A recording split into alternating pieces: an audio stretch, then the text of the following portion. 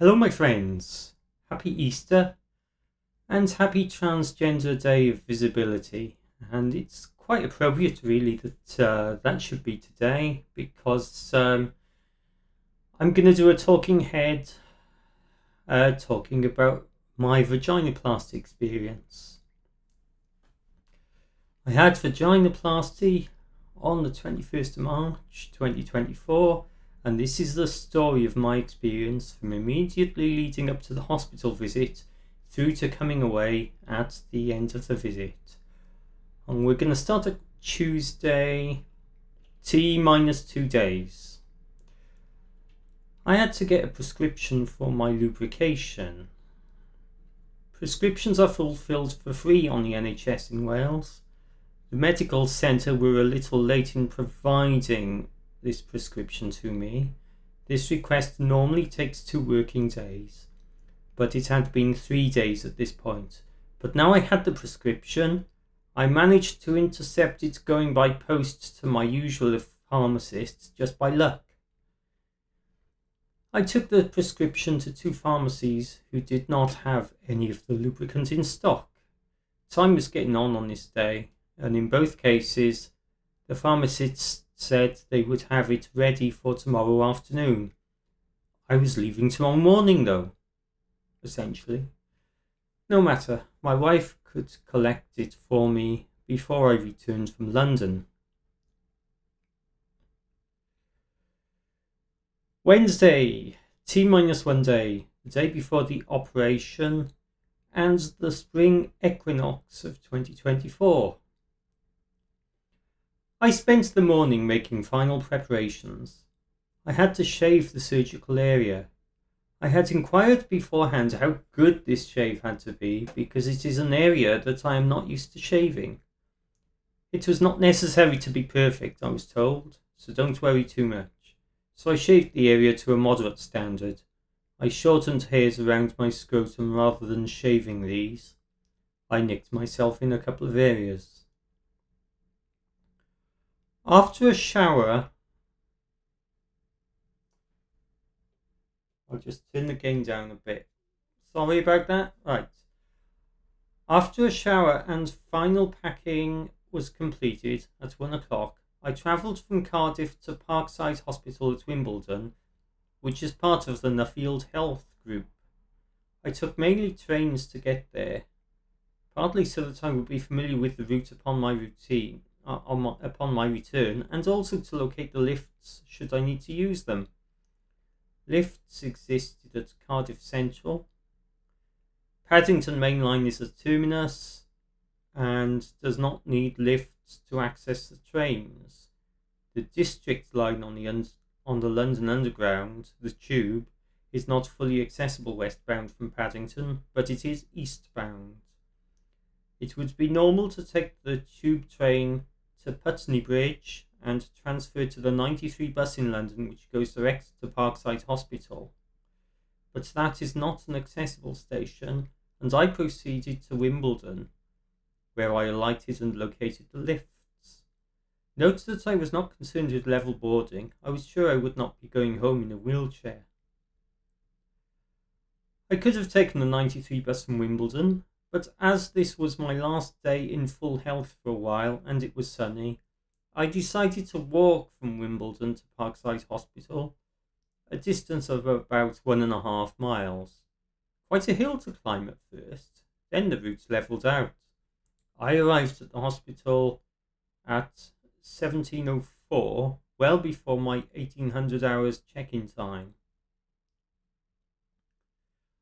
I remember signing some forms, being shown to room 217, which was to be my home for the next 7 days, how to call the nurses and how the light switch works. Both are on the same control. And being offered a meal which I heartily accepted. I was given a dose of a blood thinning agent called an anticoagulant, which helps avoid blood clots. I was told not to eat after midnight, nil by mouth, to drink only water at the start of the next day, and not to drink nil water after 10 o'clock, which had originally been declared to me as 11 o'clock in my admission letter. Observations started of my blood pressure, heart rate, SpO2 and temperature to establish a baseline. They may have taken a blood and or urine sample also on that day. I think I remember being asked what I wanted for breakfast the next day, and I had to explain that that was my surgery day and that I would not require breakfast then. I had taken my asthma medication with me. You are required to take your daily medication just in case it was not in stock at the hospital's pharmacy. I explained that I use the Clenil Modulite inhaler twice a day with one puff, and that I use the Ventolin salbutamol inhaler virtually never. I have a need to use that inhaler only a few times a year, perhaps after particularly strenuous exercise. They looked at the labels on the boxes, confirmed the medicines were in date, and then they said they were happy for me to self-administer these. Of course, that required paperwork. Time for another signature then.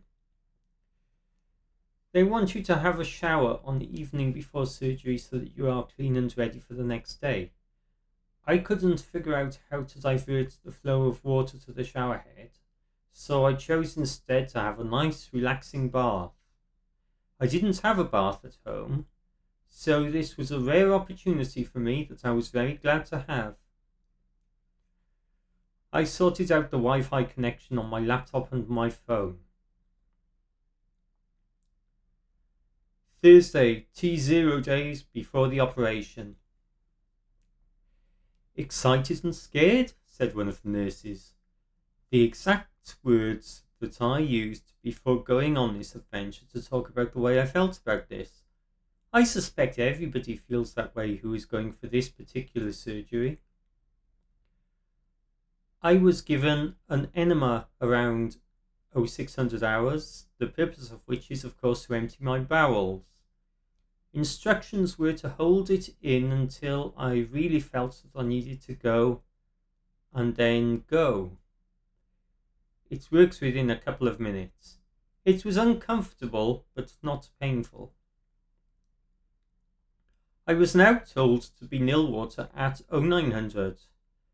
So that time kept being brought forward, a sign of the surgery time being bumped up the list, no doubt. I think Dana Dempsey, the specialist gender nurse, came to see me today and to say hello. We had already interacted by email and in one virtual meeting beforehand. Mr. James Bellringer, who was my surgeon, came to see me with a couple of forms, one of which was the hospital's standard consent form, and the other of which was the specific consent form for vaginoplasty, which details the specific things that can go wrong with this type of operation. He has a dry sense of humour which I appreciated, perhaps his way of making light of the situation. Not for the first time I was asked, "You've seen all this that can go wrong and you still want to do it?" "Yes." "Well, you said it." Or words to that effect, but in a humorous way.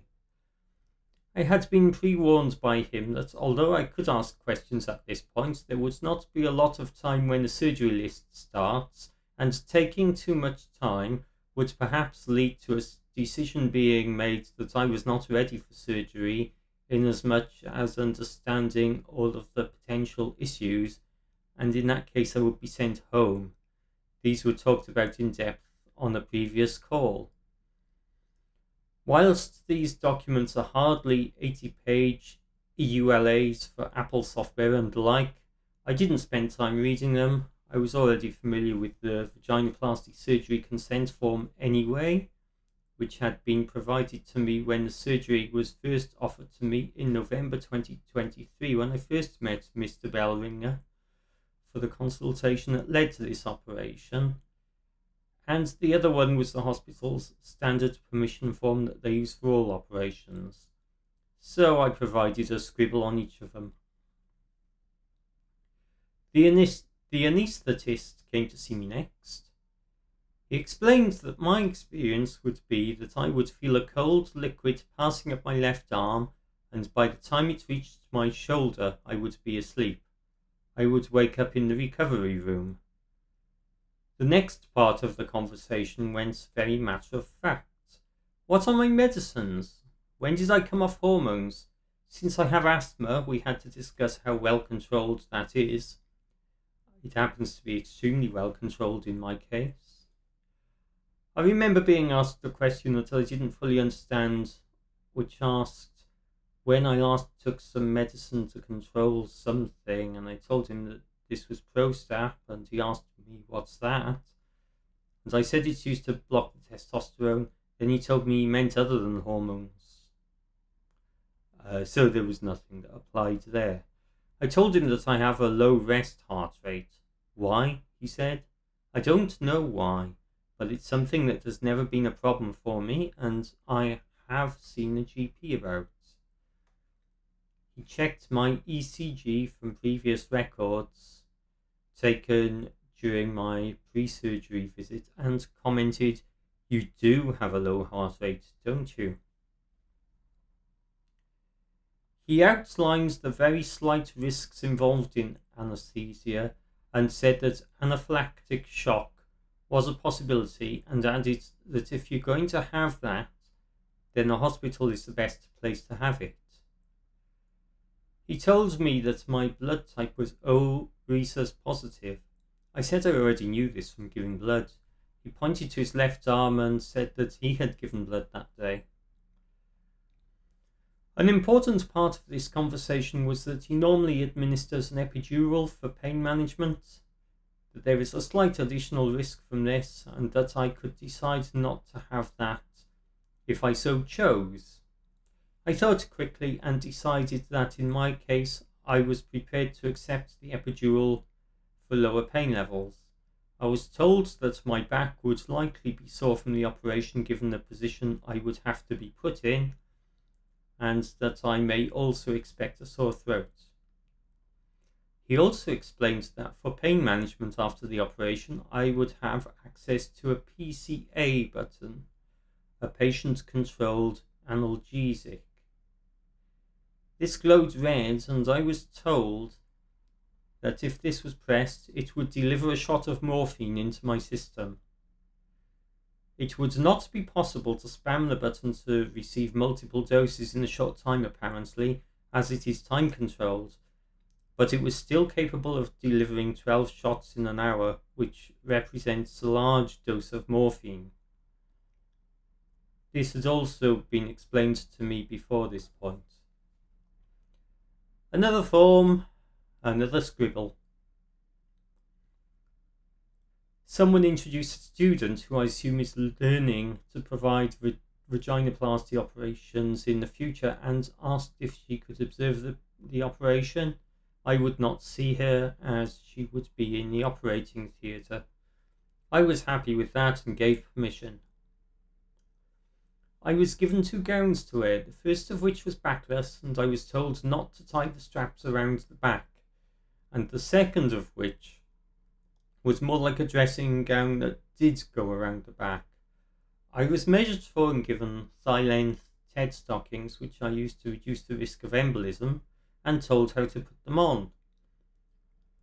I was given special socks that had some grip. The TED stockings against the floors within the hospital were very slippery, and these were used to prevent accidents.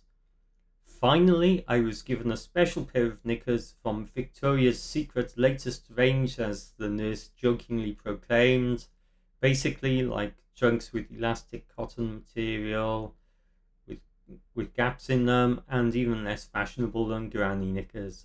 Standard hospital issue. Then my time came. They came up and said they were ready for me. How was I feeling?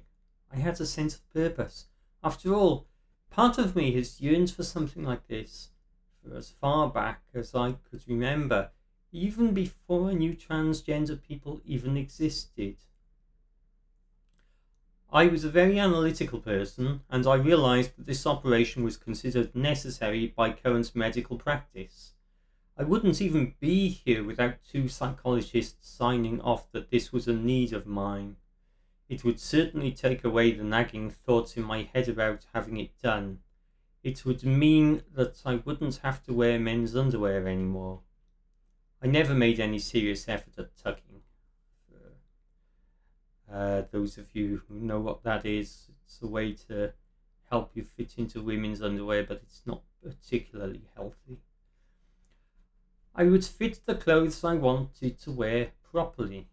So I believe my feeling was rather akin to what somebody needing a surgery to correct a disease.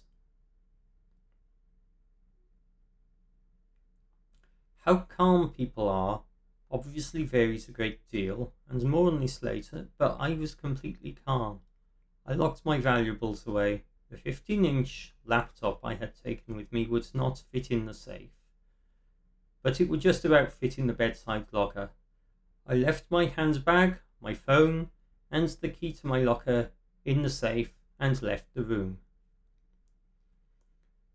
As we descended in the lift towards level -1, I realised that I still had my wig on. I took it off and said to my accompanying nurse that I had forgotten about this. She said she would take it back to my room for me.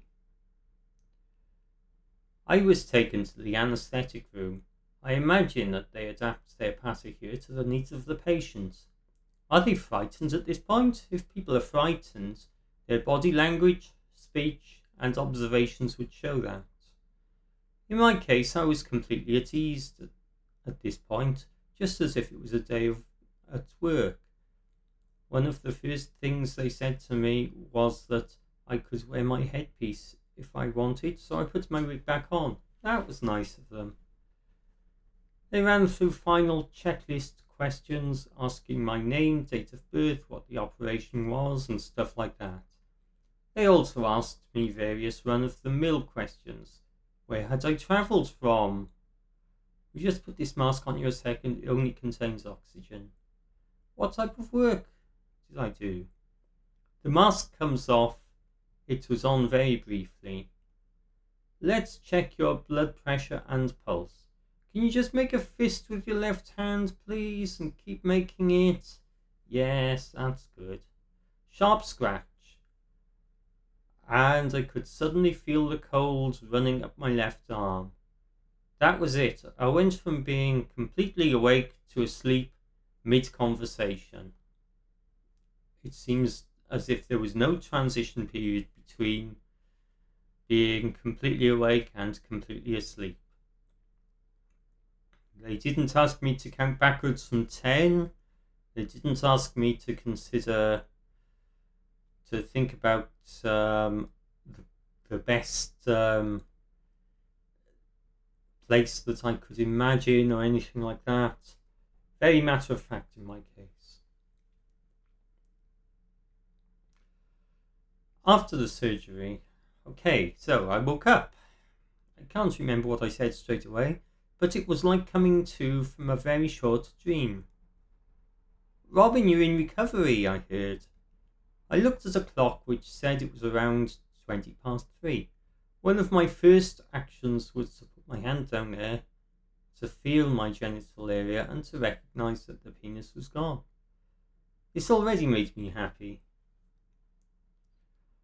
Like the anaesthetist had said, I had a sore throat, which probably lasted around 6 hours, and my voice was a bit hoarse for a couple of days afterwards, but I didn't have any backache or any significant pain at all. I couldn't feel or move my legs at all. In recovery, they asked me to try to move my legs a few times, but that wasn't possible. I could just slightly move the toes of my right foot up and down. They did show me that that was happening, and I was aware that it was. They asked me to roll to one side, then the other. Then it's possible that they lifted me from the bed to another for transfer back to the ward. I was taken back to my room on a trolley bed. At this time, a pressure dressing covered the area completely. I was hooked up to a drip, and there was also a catheter in place. There were 2 cannulas, one in the middle of the back of my hands and one on the side of my wrist. I got my valuables back. Streaming services and YouTube were vitally important for me, and I stayed away from anything potentially triggering. I started moving my legs as soon as I was able to do so. I didn't want bed sores. Not that they would have developed over such a short space of time, but even so. The feeling didn't return entirely to my lower half until the next day. It was the same sensation as if I had been lying awkwardly on my leg and it had gone to sleep, only it took hours before it went away rather than minutes. I was able to let my family and close friends know that I was back on the ward. I am the type of person who has a smaller number of close friends, and they were all pleased to know that it had gone well so far. I was already well enough to eat and drink. Laxatives were started to help my bowel movements happen and to make sure they were loose. You don't want to put any pressure on your bowel, you want the stool to basically fall out by itself, was what I was told. I was also told that the laxative usually takes a few days to take effect. I vomited 3 times, I think, each time having to call a nurse to help me clean up. I had very little warning of the vomiting. After the first occasion, they left me with some cardboard pans that I was able to use to contain further throw-ups. A common side effect of a general anaesthetic, apparently, and the body's attempt to flush the drugs out of the system. I'm given an anti-sickness medicine. The regular observations, which I will refer to as OBS from now on, were all good. My pressure dressing, which covered the surgical region, was checked for significant bleeding, and there was none in my case. Surprisingly, there had been no significant pain at all, and I made no use of the morphine button. The back pain that I was told to expect was entirely absent, but the throat pain was there. Friday, T1 day. The last of the series of vomits that began on day 0 happened. One of the nurses said it usually takes around a day for these to finish. I mentioned that I had not needed to use the morphine button, and the nurse told me that most patients have no need to use that button. If I had needed to use it, OBS would have become more frequent. Note that there was almost certainly some morphine still in my system from the operation itself. My pressure dressing was removed today. I was asked to start using period pads along with the hospital issue fashion knickers, and instructed in when they would need to be changed, roughly every 4 hours or sooner if I felt like it, to keep the area hygienic. From memory, these were medium-sized maternity pads.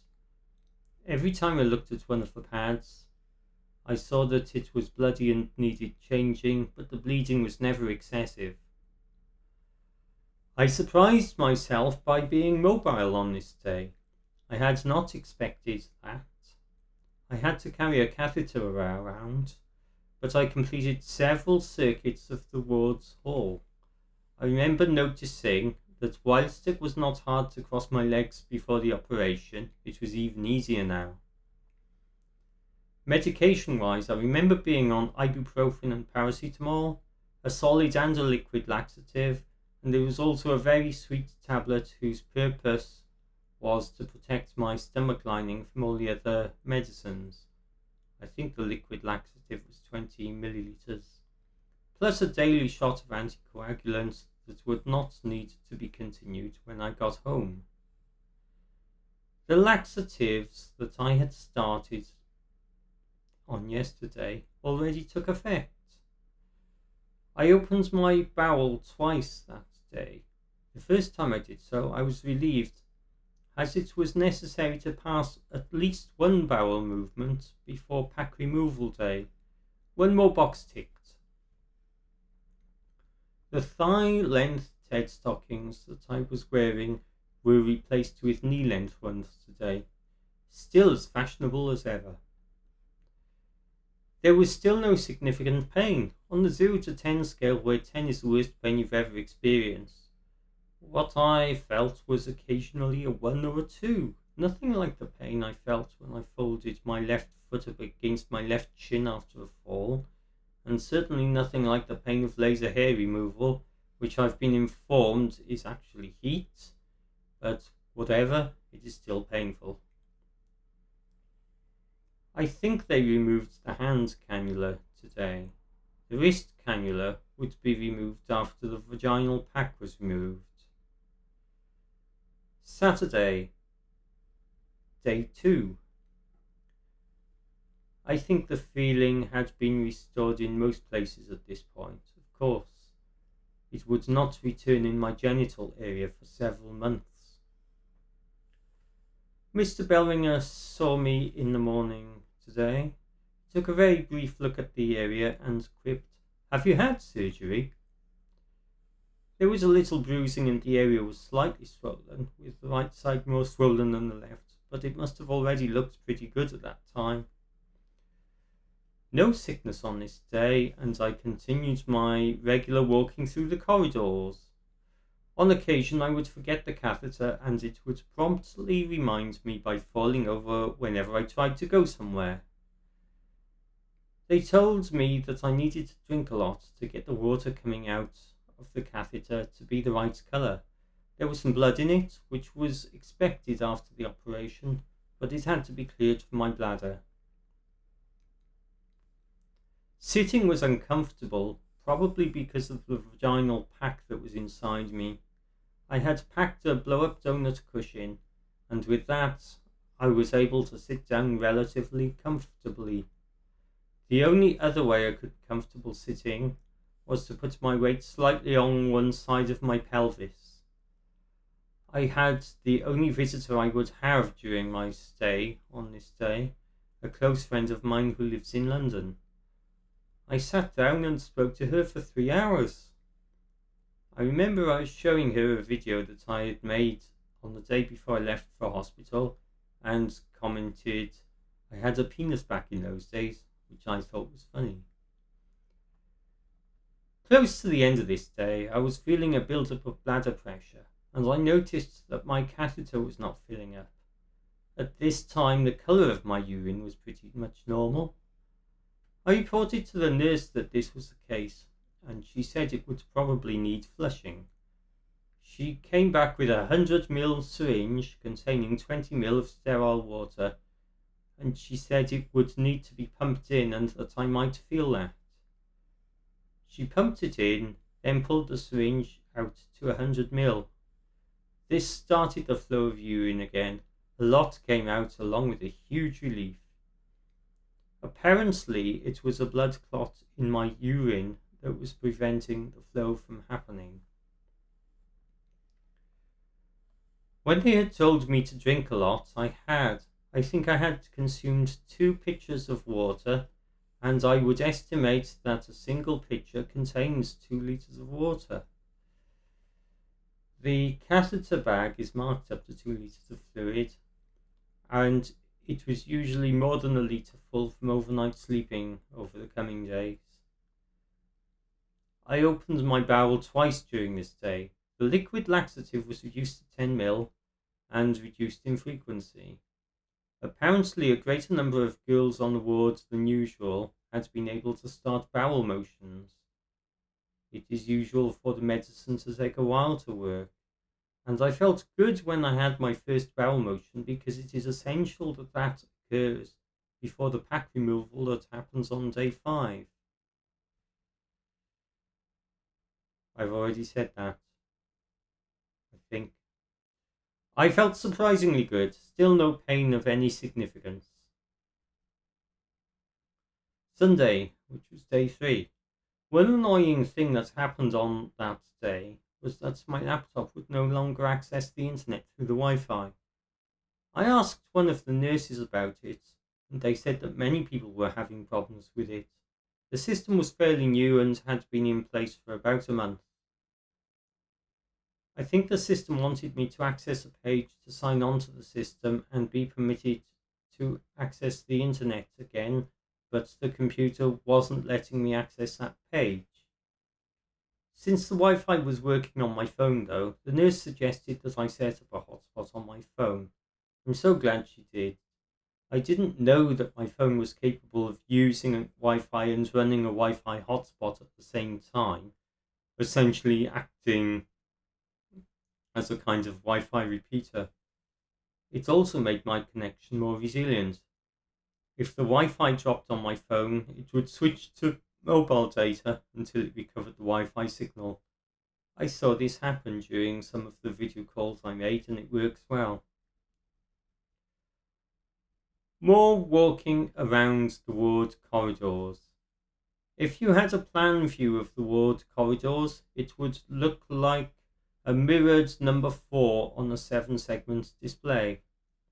I counted the steps it took to go all of the way around the corridor and return to my starting point, 198 steps in my case. You'd only have to do that around 50 times to get your 10,000 steps in, but you would be so bored if you did that. Having spent day 2 without vomiting and feeling rather good, it surprised me that I vomited again on day 3 in the morning. The ward sister gave me an anti-sickness tablet and told me that if it didn't help, that she could give me a shot of something in the bum that would help. After about 20 minutes or so of waiting, I still felt rough, so I asked for the shot. That worked well. The shot apparently also works quicker than the anti-sickness tablet. I was told that I could empty the catheter on my own and shown how to use it, how to do it. I had 2 bowel motions on this day, the second of which was so loose that it was as if the food I had eaten had passed through my system without being digested at all. I was asked where I wanted my shot of anticoagulant blood thinner. I had always had it in the tummy before, but I decided to try the thigh. That was painful. I decided to continue to have the rest of them in my tummy, where I had really felt no pain from that injection. I had one of these shots on each day spent at hospital, save for the day of my discharge. The shots on operation day was delivered during the operation. Still no pain, aside from the occasional stomach cramp. What on earth? This is major surgery after all. And now we come to Monday. I took a picture of the sunrise today. As it was close to the equinox, this happened around 6 o'clock. I had tended to wake up to the sunrise during my time here, and watching the sunrise made me feel good. I met 2 of the other patients on the wards today. This confirmed my suspicions that I had been dealt a lucky hand through all of this. I'll refer to these patients as Alpha and Beta to protect their privacy. Both of them had a far rougher time of it than I did.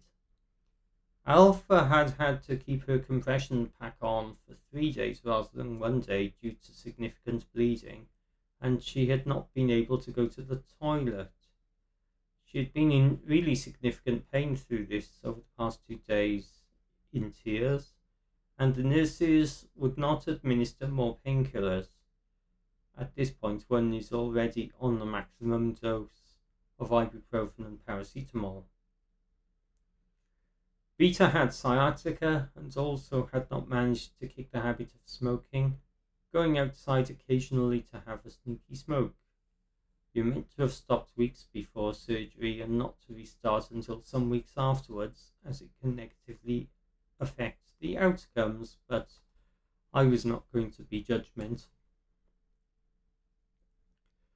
Although I have had some issues, none of the issues I experienced were in any way significant, and yet Alpha and Beta had both had complications. It felt good to be lucky, and yet I also felt so sorry for Alpha and Beta.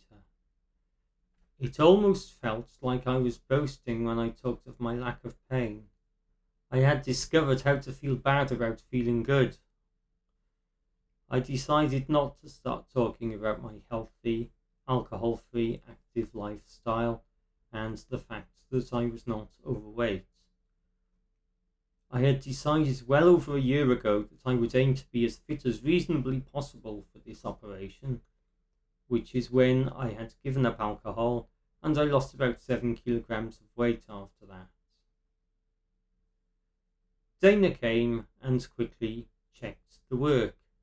She explained that she would be back tomorrow and that it would be a good idea to ask a nurse for an ice pack before then. Not essential, but it would help with the asymmetric swelling, which my right side was slightly more swollen than my left. I did that later on and held the ice pack in place for around 15 minutes. I did not open my bowel that day, which, although slightly worrying, matches my typical bowel movement pattern. I do sometimes skip a day. This was to be the last day with my catheter and the vaginal pack. I was told to take a picture showing where the catheter goes in. It goes in the same place that it would go on a cis woman, but I was told that some medical staff panic because they are unaware of this. I was really uncomfortable doing this. I never take naked selfies or anything like that. When I had taken the necessary picture, I took 2 just in case, I set these up so that they would not show up randomly on my phone. Bloods were also taken that day. And now we come to Tuesday. This was the day of pack removal, day 5. Pack removal day is really the other significant day on this journey. The nurse came to remove my catheter at around 8 o'clock. She was surprised by how full it was for my overnight sleep. Around 1.5 litres, I would say. A sample was taken just before it was removed. The catheter was anchored inside the bladder like a blown up balloon would stay put there, it was explained, and I may feel the air being removed from it and also feel a brief sensation of pain when the tube itself was removed. I did feel both of those things. It felt like really needing to have a wee when the catheter was finally removed, but only for about a second. I was given instructions to wee into pans and to call for nurses each time I did that because they needed to check that I could empty my bladder sufficiently. They use a bladderometer, the official term for which appears to be a bladder scanner, after each wee for this. Weeing into a pan confirmed that sufficient urine had been produced for the test to be valid. The first time I urinated with my new anatomy, it was great, but it was also weird. As I had been told to expect, the stream went in all directions, and I could feel it touching other parts of my skin around the area. Not so much during full flow, but certainly at the start and end. I had produced a lot of urine. I called the nurse and was asked to lay down. I think the bladderometer is a kind of ultrasound scanner, and some liquid was put onto the area that had started growing hairs again after my shave earlier in the week. The nurse put the scanner in 2 places and said that there was 27 mils of urine left, well below the 100 ml threshold at which decisions would have to be made. Another box ticked. If this measurement had been too high, it might have meant that I would have to be refitted with a catheter and go home with one for about a week and a half, though if that was the case, I would be given a leg bag instead of the floor standing bag that I had in the hospital. It was between 9 and 10 o'clock that Dana came with her assistant to see me. A do not disturb sign was taped to the door. First, the pack removal, apparently a very small pack around the neoclitoris, as well as the main vaginal pack.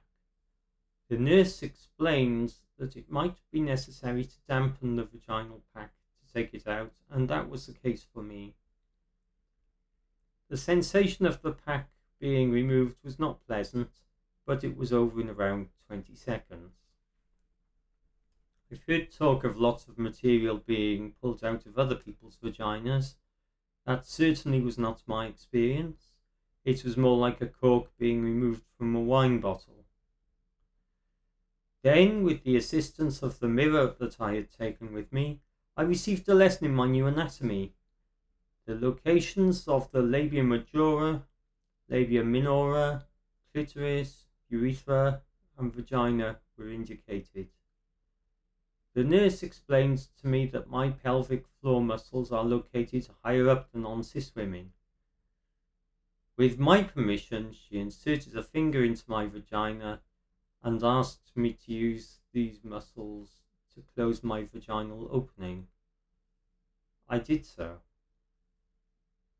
I was given a glove and repeated the experiment using my own finger. As one of my friends later put it, "So Robin has now been fingered." There's a sentence I never thought I would say. Then came the main purpose of their visit today. I had to learn to dilate. The process was to be carried out 3 times a day for the first 8 to 10 weeks at intervals of around 6 to 8 hours, at least 6 hours. There are 3 sizes of dilator that the NHS provides, and I was given 2 according to my needs. In my case, these were the medium and large diameter dilators. They were provided in nice, soft cloth bags. A pack of lubricant was opened and its contents were put on the smaller dilator, and the lubricant was smeared all around it. I was then asked to hold it such that the tip was at my vaginal opening. Visible dots on its surface, 5 of them, were upward facing, and it needed to be inserted at a 45-degree angle. I was to slowly push it in, straightening it out as I went. It was not to be rotated, though it was okay if it rotated by itself slightly as it was going in, as there was a natural slight curve inside the body. So I managed to get this in up to dot 5, the last dot, and I was told that this was 5 inches of depth. That's around 12.5 centimeters. The instruction here was to maintain pressure and hold it in place for 5 minutes or 20 minutes if I chose to just use this size dilator. I held it in for 5 minutes, and I was also asked to occasionally check that the dilator had not come out at all during the dilation. I was told to expect some blood to be on the dilator when I removed it, and this expectation was met. Removal of the dilator was to proceed slowly and basically be the reverse operation of insertion. There was also some blood on an absorbent mat that had been placed under my bum, as I would see later. I was asked whether I wanted to try the larger one. I decided to try it, and I did the same thing. This was a bit more uncomfortable, but I held it in place and at the same depth for 15 more minutes. If I wanted to use toys in the future, I was told that it would be best to use this size. I was instructed that once lost, depth cannot be regained, but breadth can be regained. If I was unable to maintain the same level of depth with the larger dilator than was possible with the smaller one, I should switch to the smaller one to finish the session. When the session was finished, I was to douche. The douche was a round, black, squishy rubber bottle and an insert that was shaped to go inside the vagina that would screw into the top of the bottle. The bottle had to be filled with warm water. How warm, the nurse couldn't tell me, and then its contents squirted up inside the cavity while sitting on a toilet or standing in the shower. This was partly to clean the area and partly to remove the lubricant. If that is not done, it is possible to see stringy deposits on the dilators. I was to shower rather than bathe going forward until the wound had healed. This was no problem for me as I only have a shower at home. Also, it was really nice to be able to have a shower now for the first time after my surgery. Showers were not allowed until the pack was removed. A wash down at the sink was all that was possible up to now. And then it was finished. I had to complete this independently in future. Dana would see me again tomorrow before I departed. I was told that she had seen 3 people today and that I had done best of the 3. I had to ask a nurse how to divert the water flow from the bath taps to the shower head. To be fair, it took her a few goes to get this working.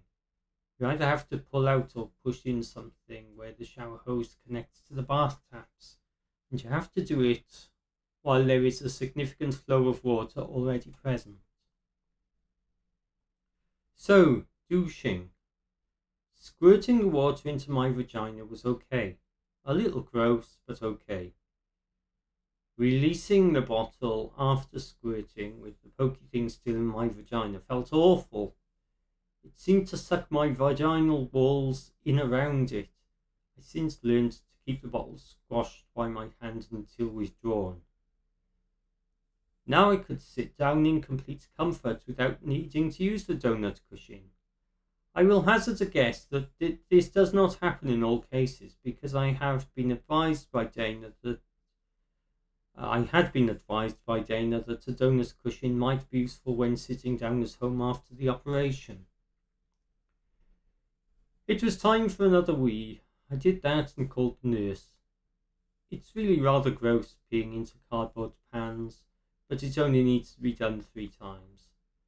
The nurse came and put the probe on quite a few more areas than the first one had done. What was going on? I was getting concerned. Finally, she asked me how much was present at the first reading. I said it was 27 mil. She said that this time my bladder was completely empty. Another box ticked, and I gained a lot of confidence that this would be okay. I was dressed in my own clothes now. Heretofore, I was dressed in similar attire to that which I went down to the operating theatre. I asked one of the nurses if it was okay to go for a walk. Yes, but stay within the hospital grounds. There's a car park behind the hospital that's ideal. So I spent some time outside on a park bench enjoying the weather and really taking in the surroundings. I went around the car park and hospital 3 times and found that actually I could manage stairs easily. I had heard stairs might be a problem, but I think everybody's experience is different. I might not have all cylinders firing yet, but I was in decent shape to walk at a reasonable pace. And of course, I couldn't resist breaking the rule about staying within the hospital grounds. Around 3:30, I started my second dilation session. I decided to use the smaller one for the full 20 minutes, no trouble at all. I struck up a brief conversation with the nurse. I was obviously pleased about my outcome. I mentioned that when they were ready for me, I was almost resigned to the process being carried out in a funny way. I said that this was the only operation I wanted and that I had wanted it before I even knew trans people existed and transition was a thing, and that my transition journey is now coming to a close. I had tried to make sure I was as fit as can be before going in for the surgery to give me the greatest chance of a good outcome. I accepted the view of the professionals that in my case it was considered a medical need. She said that attitude is just as important as physical health. Many girls get very scared when it comes to operation day, and the nurses are left saying things like, "But this is what you wanted." I could easily imagine some people doing that, but it's a very long journey to even reach this point. It wasn't something I was going to do. I did my third wee and got my last check. I had voided about 150 ml of urine this time. Again, the bladderometer probe was placed in many places, and my bladder was declared empty. Another box ticked, and I would not have to go home with a catheter. For my last dilation session of the day, which I think I started around 10 o'clock, I decided to be adventurous and try the large dilator. It took me longer to fully insert it, and it was more uncomfortable, but I was able to maintain that dilator in position for the full 20 minutes. I was also started on a 5-day course of trimethoprim, an antibiotic that is used to treat urinary tract infections, amongst other things. 2 200 milligram tablets a day. I think of all my days spent at the hospital, this was the day when I was happiest. This was the day when I could see all the checks had been passed. This was the day when I could sit down in comfort. This was the day when I stopped feeling like a hospital patient.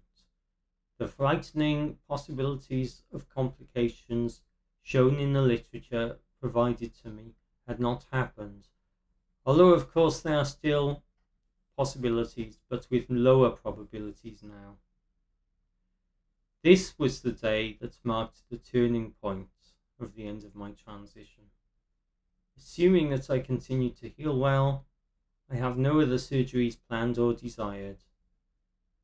People talk of feeling trans joy. That doesn't often happen with me, but I felt it today. All that remained was to pack most of my belongings away, ready for tomorrow's journey home. This brings us to Wednesday, day 6. On this day, when the nurse came in around 6 o'clock to take my obs, I pointed out to her how uplifting it was to see the sunrise through my east-facing window. It was a rather nice day. She asked if she could have a look. I said of course, and she did. I believe this would have been towards the end of her shift. I hope it made her happier.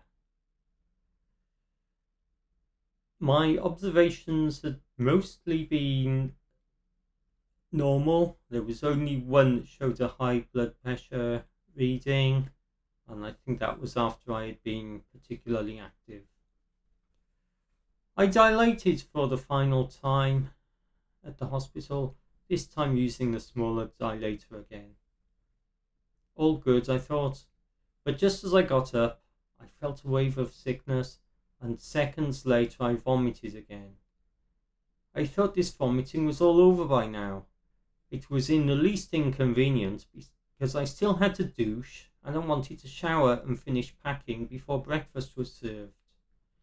They decided to give me a shot this time because it works quicker than the oral anti-sickness tablets. I waited around a quarter hour for that to work. Then I was able to proceed with douching and my final shower. Dana visited for the last time and asked how dilation had gone. I told her that I had had no issues. She said that she can be reached if I have questions or issues in the future and that I have the details of how to do that. Then she was gone. The student surgeon visited me and asked to inspect the area. I showed her the area and she was satisfied. One of the nurses then came in, saw that I was nearly packed, and said they would be back later with forms for discharge and that there was no rush. It was explained to me also that the urine test took some time to complete, and if it turned up anything when it was completed, they would be in touch. I saw Alpha again today for the final time I was pleased that I was able to see her, as there was a do not disturb sign on her door. She opened her door as I was passing because she needed a bladder check. She said that she had been unable to dilate, but she wasn't too worried about it. I said that I had gone for a full vaginoplasty simply because I might regret not having done so later in life, and if one goes for the aesthetic labioplasty instead, it would not be possible to create a vagina thereafter, so it was the possibility of regrets that drove my decision rather than wanting to use it. She said her thoughts led the same way. I felt so sorry for her though. I did tell her that I had vomited again that morning, but vomiting was nothing compared to what she was going through. But I thought perhaps it would make her feel a little better that I had experienced something negative too. And the moment came. I was given an information pack to take away. Its contents included a 10-week sick note, or fit notes as they are called in the UK because of some idiot politician, some papers to hand to my GP, a discharge summary letter, and a letter detailing complications. Most items were negative, which was shown as HB post-op 107, bleeding post-op, wound infection, wound dehiscence, urinary tract infection, sepsis, hematoma, difficulty dilation, and urinary retention. The only item that was positive was CRP on day 4 post-op of 65.2, and it was noted that antibiotics were given for this. I believed that this stood for C-reactive protein, and this was why the trimethoprim was prescribed to me. A follow-up appointment was booked for me with Mr. Bellringer in about 9 weeks' time at the Putney Clinic. I was told that the remaining tablets for my course of antibiotics were waiting for me to collect at the pharmacy on the way out. I remembered to do that. Anyone who comes to this hospital would not fail to see the pharmacy upon arriving and reporting to reception. It's accessed via a window in the same room. Who is coming to pick you up? I was asked. In many cases, one travels to London and returns alone to have this surgery. As far as I'm aware, it is only conducted in 2 places in the UK at present, London and Brighton. I explained that I would be taking public transport. As an aside, the main cost for my journey there and back was £99 for a super off-peak return from Cardiff to London Paddington. And there were the incidental costs of the underground trains, about £3 a time, and the London 93 bus of £1.75.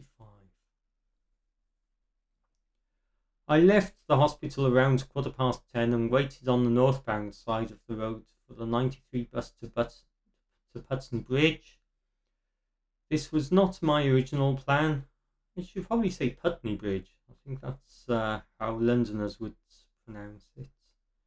This was not my original plan, but that would have avoided steps, but I really felt like steps were not going to be a problem for me. I briefly saw Beta from across the road. She told me to take care and I wished her well. The bus came, I tapped on and put my luggage in the intended place. I sat in one of the seats reserved for those less able. I reasoned that right now this applied to me, but the bus wasn't very full, so it really didn't matter. I got to Putney Bridge and tapped into the underground system there. It was 3 flights of stairs up to the platform to take the District Line train to Paddington. I took them reasonably slowly, and it was apparent to me that I wasn't anywhere near as fit as when I went in, but I had managed them. I used lifts for the rest of the journey. I tapped out of the underground system at Paddington. I was in time to take the 11:16 from Paddington, but that was a 5-car train and quite crowded, and I didn't have a reserved seat, so I decided to wait for the next train. I bought a meal deal at the Sainsbury's in the small shopping area at Paddington Station. That cost a fiver, but that was far cheaper than what the buying from the train's service would have cost. The 11:48 from Paddington to Cardiff Central was 2 5-car sets connected together, one of which would terminate at Swansea and the other of which would continue to Carmarthen. There was plenty of room on this train, and I selected a nice forward-facing window seat for myself. As the train pulled away from Paddington, I reflected on my journeys, both my physical journey that had brought me here and my journey of gender transition that is nearing its end. Soon, only routine monitoring of hormone levels, regular prescriptions of estrogen, and an occasional dilation will be all that is left to do, along, of course, with my new body, as I can now most confidently claim that my top half matches my bottom half again, and my happiness and well-being seem to have reached their peak.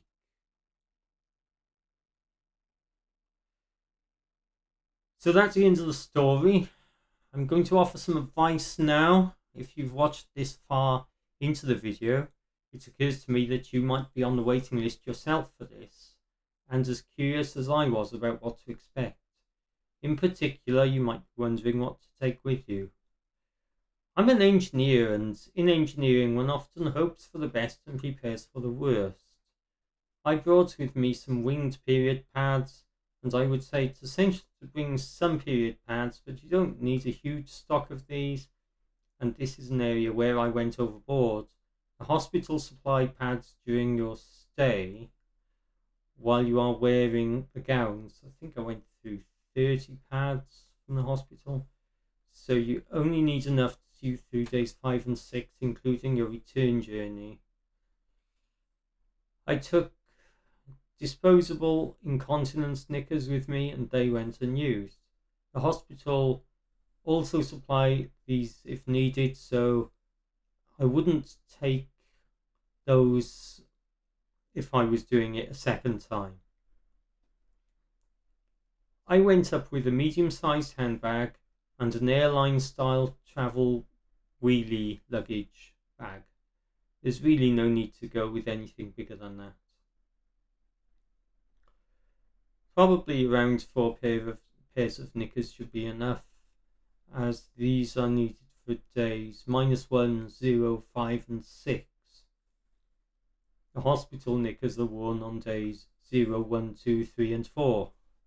My normal size is a British size 12, but I went a size up for this, as recommended, so I took a 5-pack of size 14 knickers.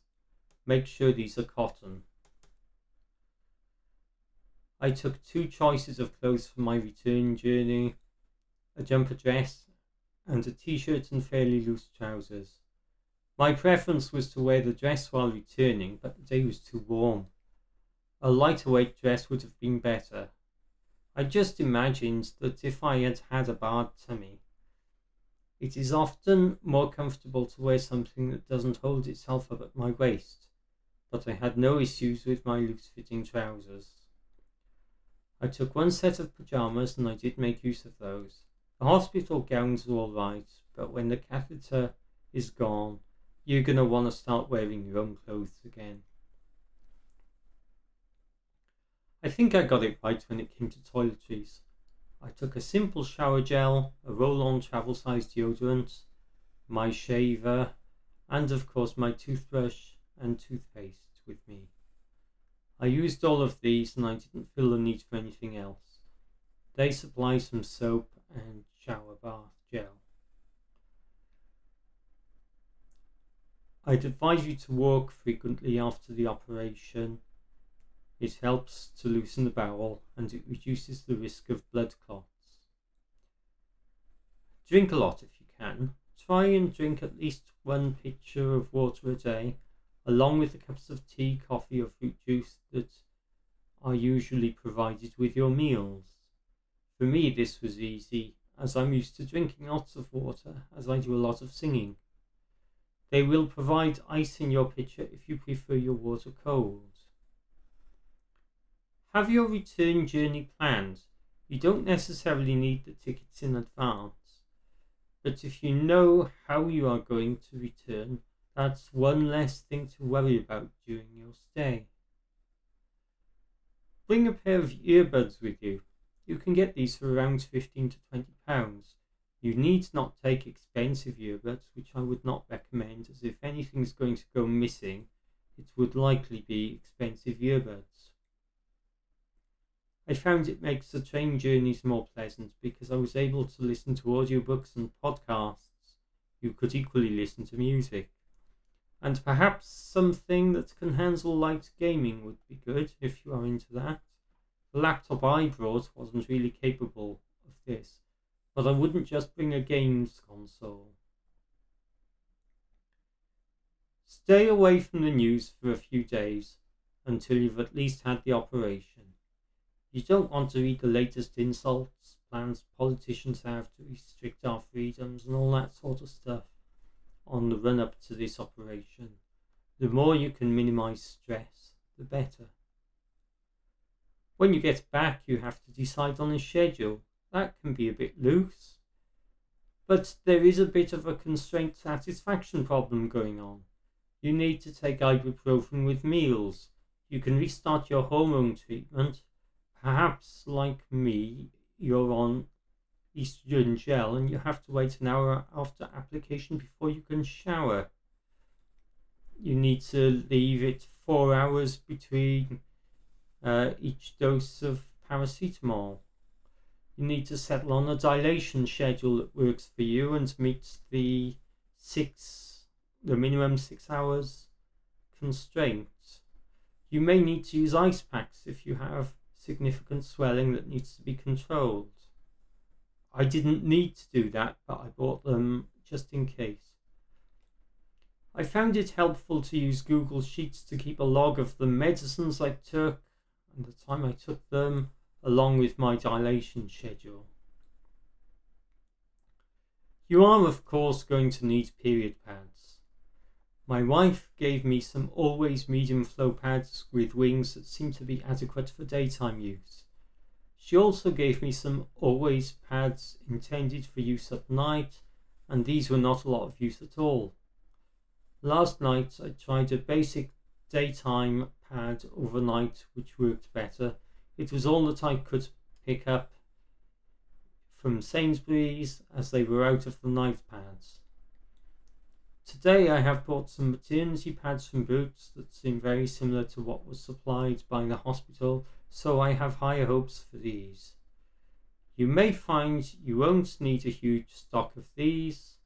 I don't know how long the bleeding will continue, but if all goes well, I think it should have ceased by the time I have to go back and see them in 8 to 10 weeks.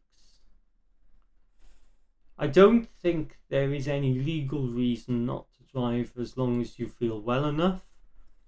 Upon discharge, you will be well past the 24-hour period after a general anaesthetic required for driving, and even the 48-hour period required for flying if you happen to be in that area at all. But Dana expressed that there's a concern that the stitches might come apart if you have to make an emergency stop and put significant pressure on the brake pedal.